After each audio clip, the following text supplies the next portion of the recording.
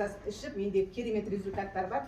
Соның ең соңғысы, мысалы 2021 жылы менің туған әпкем, сестрам военный жаңағы диагноз қойып, настроениясы түсіп, диагнозы микроаденома, гипофиз головного мозга, киста болды да миында обнаружили. Біреусі 5 мм, сол жақта, оң жақта 6 мм и 5,5 мм болды. Настроениясы түсіп, енді өмірден түңіліп келді, и ол кісіге бүкіл гормонын тапсырған кезде бәрі дұрыс болмай шықты. Гормональный бүкіл анализдар дұрыс болмады.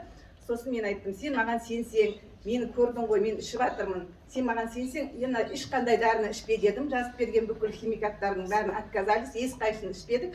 2020 жылы 2 марттан бастап она начала употреблять продукцию Тиньши. Жанна Газизовна консультация беріп, осы кісінің назначениясын бір жыл бойы іштік.